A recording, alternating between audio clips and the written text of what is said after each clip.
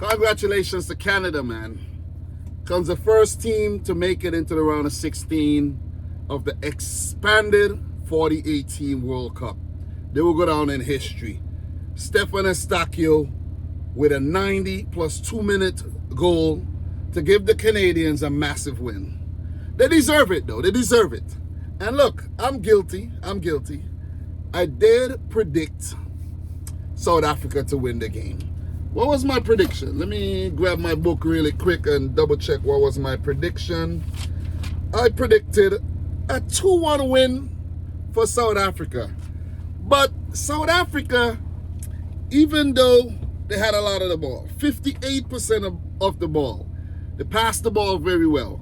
538 passes with an 86% pass accuracy. They only took one corner. They were only offside once, which means they lacked intent throughout the game. 6 shots, 2 on target. And one of those shots I can remember was a speculative drive from Mukwena from way out. And another one that was a pretty routine save for Kripo. South Africa played well. Not going to say they didn't play well. They looked silky on the ball, but I think Hugo Bruce got his tactics wrong on the day. Their idea was to stretch the game for as long as possible, keep possession, wear down the Canadians, break on a counter, break in transition, but Canada dealt with them every time, or the play broke down in the final third where it was lacking a lot of quality. The forwards hardly involved.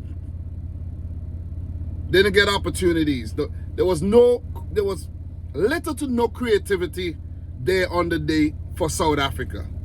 South Africa was basically trying to kill the Canadians with pragmatism. Take the game all the way to 120 minutes and possibly to win the game on penalties. But it didn't work, man. It didn't work. I think the team that showed more intent won the game on the day. The team with a more positive outlook, they won the game on the day. And that was the Canadian team. 14 shots, 7 on target. They were more creative. They had more opportunities. They too were lacking the quality in the final third. Didn't really test Ronwen Williams a lot. But there was a few very, very close opportunities where I think that was Tani Oluwaseyi. His shot was saved. And then the rebound was knocked off the line by the defender. And there was a few other, close opportunities. Jonathan David, I think, had one from the near post. And Canada looked the brighter team throughout the 90 for the most part. But where the game changed, I think, is when Alphonso Davies, the Canadian captain, the player who broke records back in I think that was the 2017 Gold Cup, when he was a mere teenager playing for Canada, and his story, was told of how he was a refugee, and we're all talking about Alphonso Davies. I have a video from 2017, you could go all the way back, and I was just raving about this player.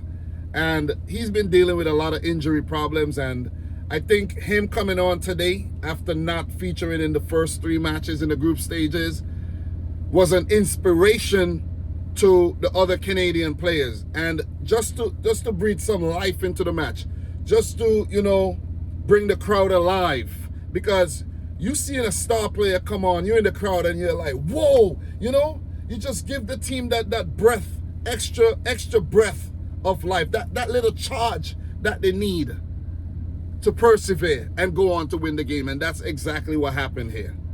They promised David had a good shot, that went wide. Canada were teasing, man. Canada were going for it. Don't get me wrong, South Africa did their thing too. They had a shot from distance that swirled wide. But for the most part, it was pretty much a lot of team efforts. Very, very team effort. I think most of the efforts out of the 6 shots that South Africa had, they snatched at it. They probably had more time than they thought, but just snatched at the shots. So Jesse March, man, he deserves a lot of credit. You heard the speech that he gave at the end. You could swear that this guy's Canadian. He got into character very, very well. And Canada deserve it. Poor clearance from a vertical ball into the box.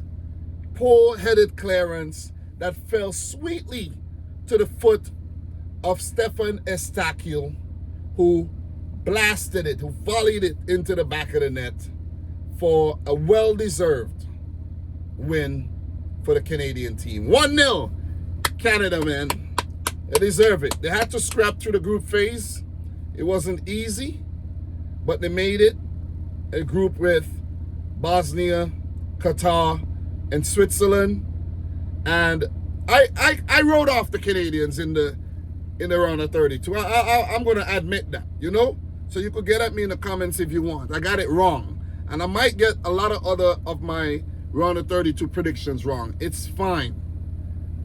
But as long as I could show up and just give credit when credit is due, that's the most important thing. Gut-wrenching blow for South Africa. That was like a kick in the lower stomach, or a kick in the nuts, basically. And if you know, you know. If you know how that feels, you know. That's exactly what Canada just did to South Africa. I would have actually loved for the game to go to extra time, for real, for a little bit more drama and jeopardy, you know. But a little bit more tension. But wasn't to be, man. Wasn't to be. You know, so Canada move on. They will play the winner of the Morocco-Netherlands game. Well, I went for another underdog in Morocco. And who knows, they might not win. It might be Canada versus the Netherlands. But could Canada get past one of those teams? Guys, it's a tournament. Anything could happen. They got Alphonso Davies back again. And look, anything could happen, man. But kudos to Jesse March. He made the right moves on the day. I think his team selection was spot on. You know, the players went out there and they give their all. You got to give props to Alistair Johnston and Richie Larea. These guys are some feisty fullbacks, man. They small and they annoying. They're feisty. They're always in your face. Gotta give it to them. They make the game a bit more cagey and difficult for the opponent. I gotta give a shout out as well to Derek Cornelius. I think he was very dangerous in attacks and set pieces, and he defended very, very well. Also, Bombito deserves a lot of credit. And yeah, those players deserve credit. The other players, Tajon Buchanan needs to step up. Liam Miller needs to step up. You know, Saliba had a so-so game. You know, I think Jonathan David could have done a lot better. You know what I mean? Maybe get himself in the right spaces, and when he gets those opportunities to do a lot better. You know what I mean? Could learn from the best, Lionel Messi. Messi don't get a lot of chances, but when he does, he put him in the back of the net. He's no Messi, but you could learn from the best. You see what I'm saying? Take a page out of Messi's book, if you get what I'm saying. But all in all, good all-round performance. The better team won on the day, and that was Canada.